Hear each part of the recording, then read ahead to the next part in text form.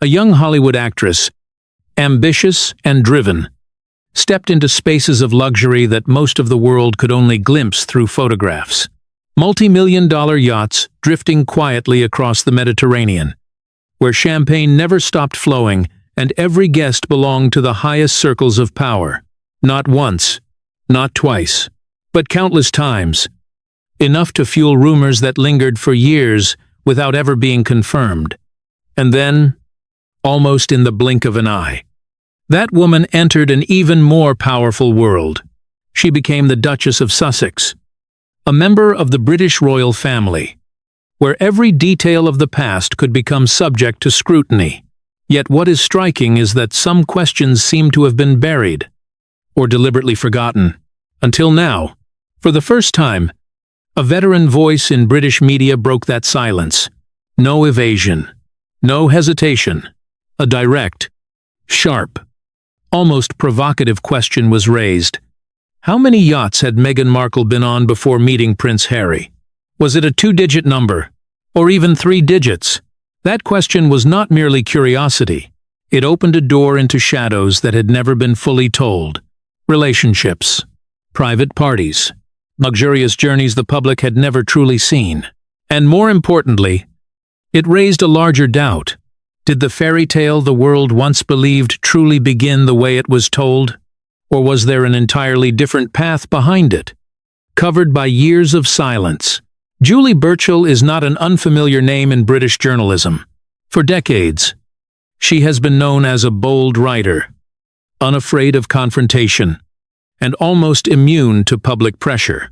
Her style is often described as razor-sharp, blunt to the point of shock, yet laced with a distinctive sarcasm that makes readers both uncomfortable and unable to look away. To some, she is a voice of raw truth.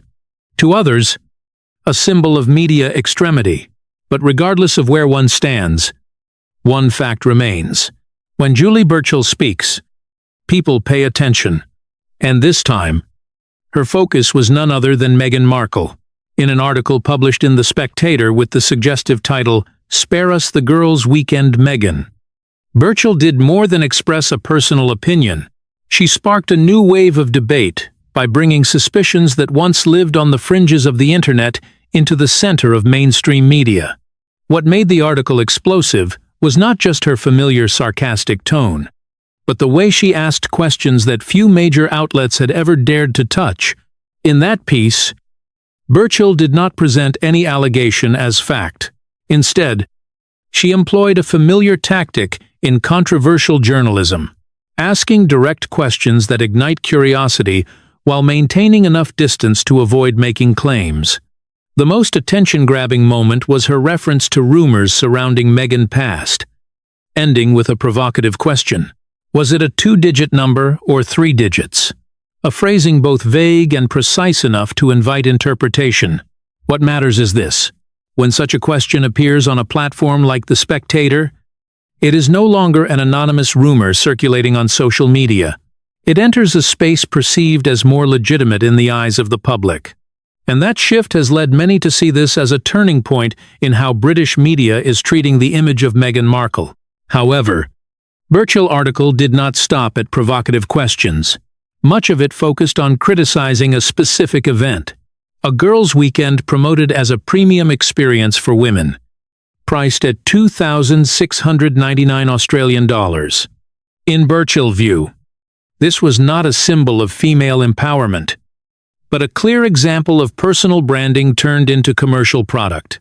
She described the event with biting sarcasm, suggesting it resembled a self-congratulatory gathering rather than something of real value. Notably, she also mentioned details about the organizer, adding another layer of complexity in the public eye. According to what was referenced, this individual had previously been linked to serious financial issues. By combining these elements, Burchill constructed an argument that behind the polished messages of empowerment, there may lie very clear commercial motives. One of the most widely shared parts of the article was a characteristically sarcastic comparison. She recounted parties from her own past, filled with chaotic moments, from personal conflicts to behavior that crossed social norms. Then she placed them alongside an event she described as overly controlled, overly safe, and lacking authenticity. This comparison was not just for humor. It was her way of conveying that what is being sold as personal experience may in fact be far removed from reality.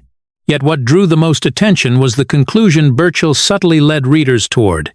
She did not state it outright, but her narrative pointed to a perception that Meghan's public image has shifted significantly. From a royal figure with a unique position to a public personality operating within a model of commercialized identity, someone who monetizes personal stories, packaging experiences, and selling them back to the public. At the same time, it is important to acknowledge that not everyone agrees with this approach. Many argue that such articles can contribute to spreading unverified speculation, creating a media environment that feels increasingly unfair. In a time when the line between fact and assumption grows thinner, even a question can carry the weight of a statement in the eyes of some audiences. Even so, one reality cannot be denied. Julie Burchill article succeeded in drawing attention back to Meghan Markle, but in a completely different way than before. No longer through carefully crafted fairy tale narratives or polished positive imagery. Instead, through heated debate, opposing perspectives, and a wave of questions about the authenticity of the image the public once saw. And perhaps the most notable aspect lies not in the article itself, but in the reaction it provoked. When a topic once considered sensitive begins to appear on mainstream platforms, it signals a shift in how media operates. No longer are there clearly defined forbidden zones. No longer are certain stories confined to the shadows. But beyond the sharp mockery, Julie Burchill also touched on something far more sensitive: the way personal image is built, controlled, and sometimes used as a tool to generate commercial value. And that leads to a larger story, one that extends beyond a single individual, reflecting how fame, power, and money are increasingly intertwined in the modern world. The story of the girls' weekend, called Her Best Life, is not simply an entertainment event for women. It is increasingly being seen as a test of the image Meghan has carefully built over many years. Promoted as an inspiring experience where women can connect, heal, and redefine themselves, the event quickly drew attention. But as people began to look more closely at its structure and how it operates, a larger question started to emerge. Is this truly empowerment, or just a carefully packaged business model? The price of $2,600.99 Australian dollars for a single weekend is enough to make many pause, not because the amount is impossible to afford, but because of what real value participants actually receive. Conversations, group activities, moments shared on social media, all of it is presented as a life-changing journey. But for skeptics, this follows a familiar formula: selling emotions, selling stories, and selling the dream that many people long for. What makes the situation more sensitive is this: Meghan's image has always been tied to the narrative of a woman who was hurt, misunderstood, and forced to fight to reclaim her voice. When an event like this is associated with her name, it is no longer just a business activity. It becomes part of a larger story she is telling the world. And because of that, every detail is placed under scrutiny.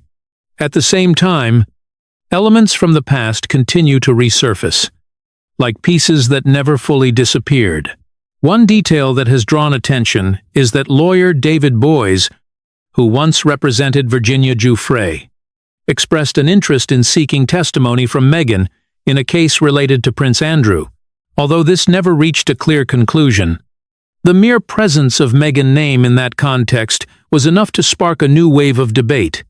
Those who have followed this story for a long time understand that in the world of public figures, association, whether direct or indirect, can become a catalyst for larger questions. And when those questions combine with current commercial activities, They create a complex picture where the line between image and reality becomes increasingly blurred. It does not stop there. A long-running investigative project by Jessica Reed Krause is also being mentioned as a factor that could shift the narrative. According to what has been revealed, the project has been developed over 6 years, with the goal of exploring aspects that have never been publicly disclosed. While the specific content has not yet been released, the time and resources invested alone are enough to spark curiosity about what may soon come to light. In that context, the way Meghan continues to build and commercialize her image has become a focal point of debate. Some argue that she is maximizing public attention, turning each personal story into a product that can be sold. Supporters see this as an individual right to control one's own narrative. Critics, however, go further. They view it as a carefully calculated strategy, where every element is used to maximize gain. One of the most controversial details is the suggestion that Meghan may be considering charging for personal interactions with fans, including photographs. This is not uncommon in the entertainment world. Many public figures, especially actors from popular series, often appear at events and charge for fan interactions. But when someone who was once a member of the royal family is placed in that same context, public perception shifts dramatically. This contrast is what makes the situation so tense. On one side is the image of a duchess, associated with tradition, honor, and responsibility. On the other is the image of an entertainment figure operating in a market where everything can be assigned a price. When these two images collide, it creates instability in how the public perceives her. And that is why strong language has begun to appear in these debates. Some people do not hesitate to describe this as a form of sophisticated deception, where public emotion is being used to generate profit. Others argue that it is simply an example of adaptation to a new environment, where fame is no longer tied to traditional institutions. Whatever perspective one takes, one thing remains clear. This story is no longer just about a weekend event or a controversial article. It has become a broader debate about how personal image is built, used, and sometimes questioned. And within that debate, every small detail can become an important piece. Looking at the full picture, it becomes clear that these are not isolated events. They are connected in a very specific way. From media articles, to investigative projects, to commercial activities, all of it contributes to a narrative that continues to evolve, with layers that grow increasingly complex. And perhaps what makes this story so compelling is the contrast at its core, between the image that is presented and the questions being raised, between messages of empowerment and doubts about underlying motives, between a past that has never been fully explained and a present that is being examined in every detail. As Meghan attempts to present the image of a strong woman who has been oppressed, the picture of her real life with Harry appears to be reshaped from a completely different perspective, and this time, not by anonymous rumors, but by cold analysis from influential media sources, a picture no longer framed by emotion, but built from facts, numbers, and unanswered questions. The picture of Harry life in the United States is gradually becoming clearer, not from anonymous rumors, but from a long and measured analysis by the Wall Street Journal. What makes this article notable is not only its content, but the way it is constructed based on more than a dozen close sources, individuals believed to understand the internal situation. The piece does not attempt to create drama. It simply places the pieces together. And it is precisely that calm tone that makes the story more thought-provoking than ever. One of the most striking details is the distance between Harry and his family in the United Kingdom. According to what is mentioned, he and William have not spoken for 1,284 days. That number is not just time. It is a symbol of a near-complete fracture in a relationship once seen as inseparable. The two brothers who once stood side by side in every major and minor event now exist like parallel worlds, no longer intersecting, Meanwhile, Harry's life in Montecito carries a very different tone from what many once imagined. There are no longer dense royal engagements, no longer tightly structured schedules. He is described as living a relatively private life. Days pass with taking care of his children, focusing on family, and trying to maintain a steady routine. But beneath that quiet surface lies a feeling the article describes as adrift and isolated, a sense of disconnection, as if he has not yet fully found his place in this new world. This becomes even more apparent when looking at what is happening with projects that were once expected to redefine his image. The Archewell Foundation, one of the most significant initiatives after leaving royal life, no longer holds the same momentum. Activities have become less frequent, media attention has declined, and questions about real impact have begun to surface. All of this creates the impression that the ambitious plans once announced are gradually losing energy. But perhaps what draws the most attention is the scenario the article subtly raises, a possibility that few previously wanted to discuss. If the marriage cannot be sustained, and if Harry chooses a new path, he will face very specific rules. Within the royal context, remarriage is not simply a personal decision. It involves procedures, protocols, and even approval from the head of the institution. In the future, that role will belong to William. This leads to a notable implication. In that scenario, current titles may no longer remain as they are, and that would mean the image built over many years would have to change. This is not a definitive claim, but a possibility being raised. Yet the fact that it is mentioned in such an analysis is enough to prompt public reflection. Signs of instability do not appear only in analysis. They also emerge in small details that carry deeper meaning. A trip to Jordan, where Harry's appearance was said to reflect a different state than before. The familiar confidence seemed absent, the ease in public interaction no longer apparent.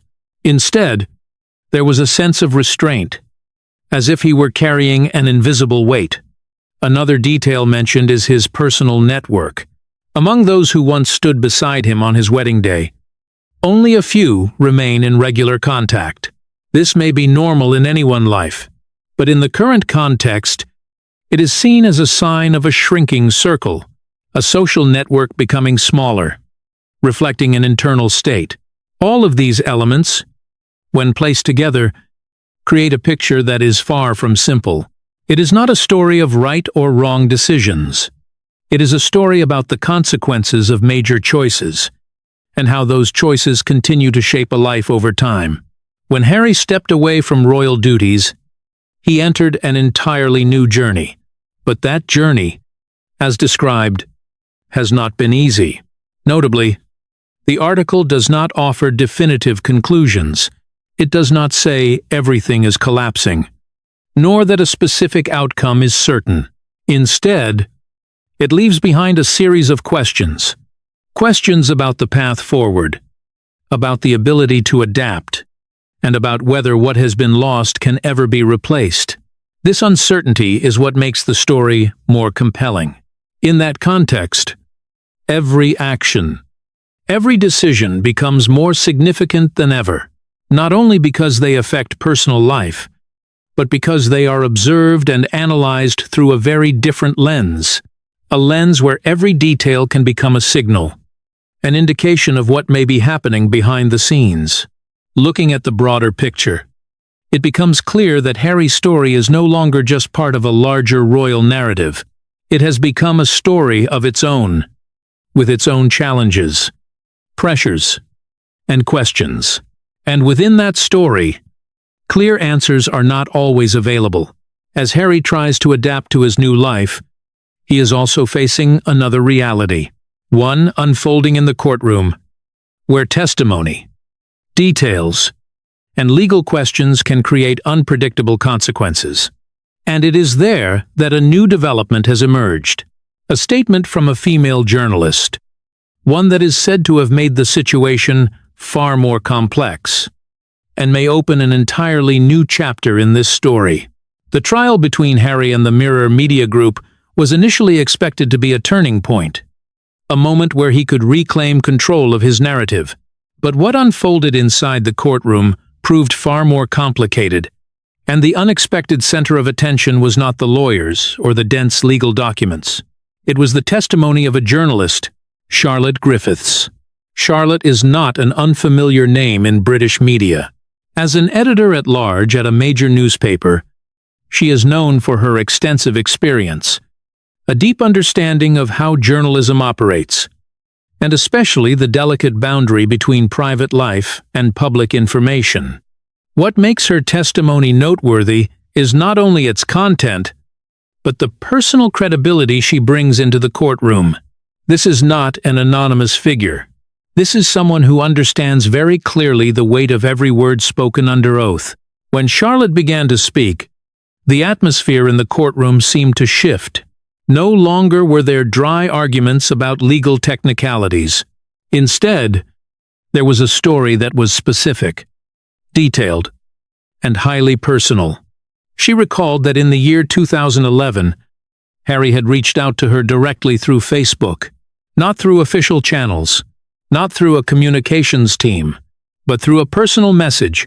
According to her account, in that message, Harry shared his phone number and invited her to attend an all-night party just before the Trooping the Color event. This is not a minor detail. It paints a very different image from how Harry is often presented to the public. A more approachable image, but also one that appears less controlled. A person willing to connect directly without intermediaries. But what made this testimony particularly striking was a specific detail. Charlotte stated that Harry called her at 2:50 in the morning, a time when most people are asleep. And it was this detail that drew attention in the courtroom, not because of the call itself, but because it raised questions about the relationship between Harry and the press. Is it truly a completely adversarial relationship, as he has often claimed? Or have there been moments when the boundary between the two sides became far more blurred? Charlotte did not stop there.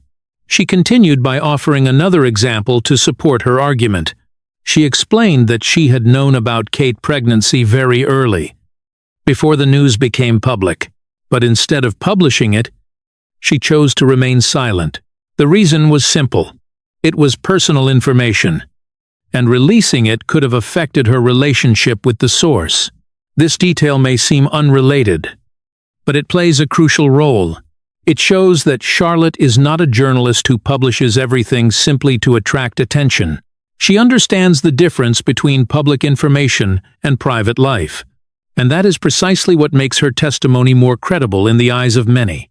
In response to these statements, Harry's legal team attempted to push back. Their strategy focused on technical elements in an effort to weaken the reliability of her testimony. Small details were analyzed. Gaps in memory were explored. But according to many observations, this effort did not achieve the intended effect, because the story Charlotte presented was not based on memory alone.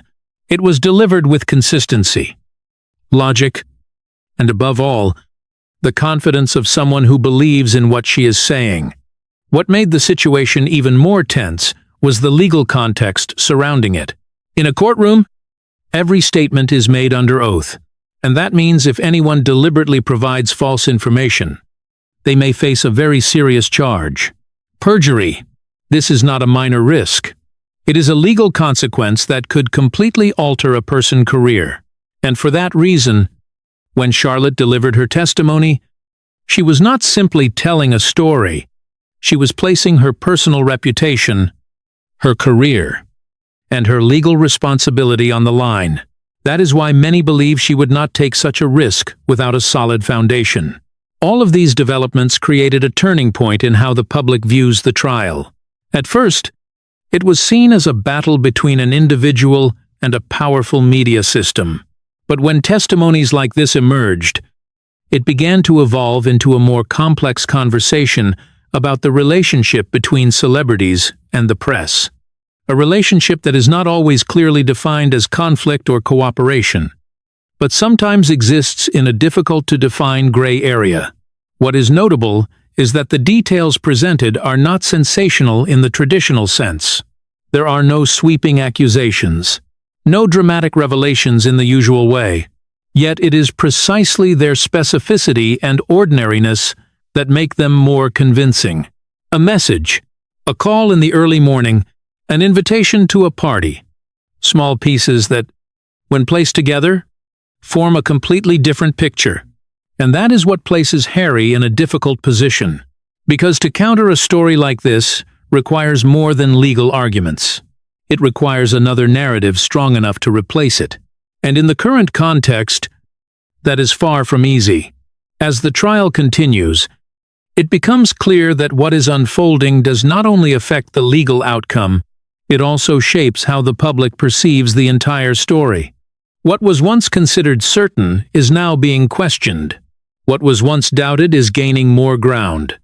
In that environment, every word, every detail can become decisive, not only for the trial, but for the long-term image of those involved. A small mistake can be magnified. A seemingly minor detail can become the focal point. In the end, what remains is not only the question of who is right or wrong, it is a larger question. Where does the truth truly lie in a world where every story is told from multiple perspectives? And whether the public can ever see the full picture, or only approach it through fragmented pieces arranged in very different ways.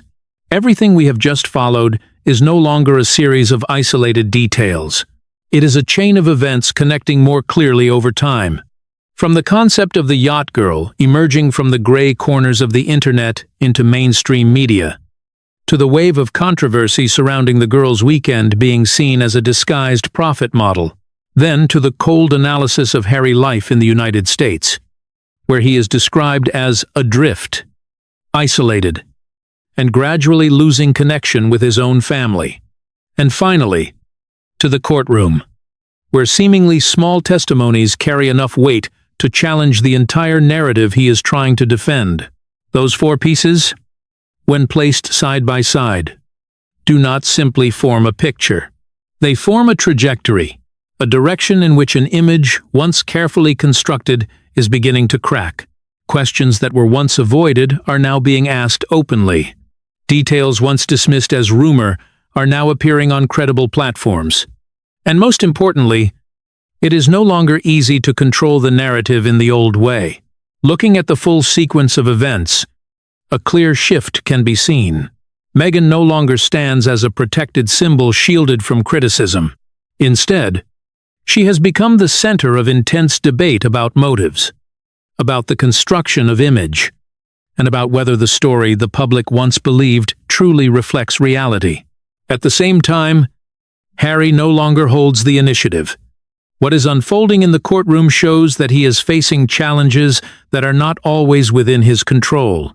And when these two stories intersect, they create a scenario that few once dared to imagine. A future in which this relationship may face greater pressure than ever before. A possibility that, while not confirmed, is being mentioned more frequently in serious analysis. Perhaps the strongest assessment at this moment is this: Meghan is in freefall in her own image battle. Harry appears to be waking up, but possibly too late. And the British royal family, though not speaking directly, is witnessing one of the most tragic chapters in its modern history. But the story is not over, and you are the one who will decide how to see it. Where do you think this is heading? Will Harry return to his family and his past? How long can Meghan maintain her current image? Leave your comment below and share your thoughts. Do not forget to like, share, and subscribe so you do not miss the latest updates. Thank you for watching.